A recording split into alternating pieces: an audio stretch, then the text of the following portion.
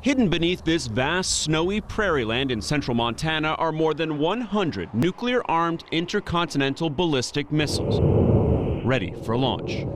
It's desolate terrain, but vital to American national security, which experts worry could face a threat from China. This fenced-in area is a missile silo, controlled by Malmstrom Air Force Base. Right next to it, a cell tower belonging to a company called Triangle Communications System.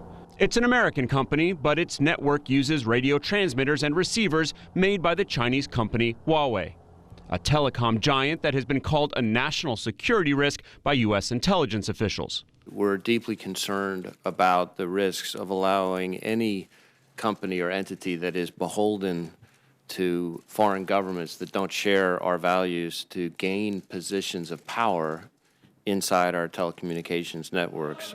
Given the power of the Chinese government over Chinese companies, experts say the Huawei technology could be weaponized by Beijing. If they asked Huawei, turn off the phones, tell us what people are doing, scramble the data going over it, block calls, make random phone calls, there's nothing we could really do to stop that.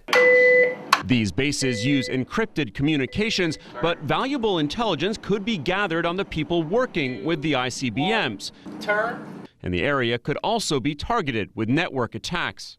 There's no evidence that anything like this has happened, but CNN has identified dozens of cell phone towers equipped with Huawei technology, some dispersed among the Malmstrom nuclear missile fields. ICBMs are supposed to be pretty hard. That might not be easy to do, but that doesn't mean our opponents won't try and figure out if they can do it.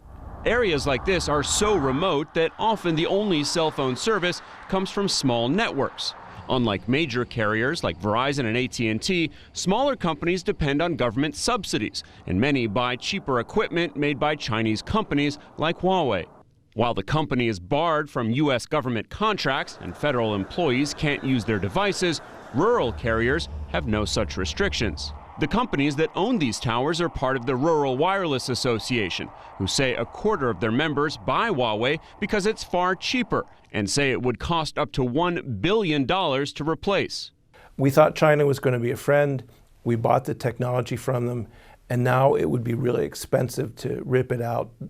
Too expensive for most of these companies to afford.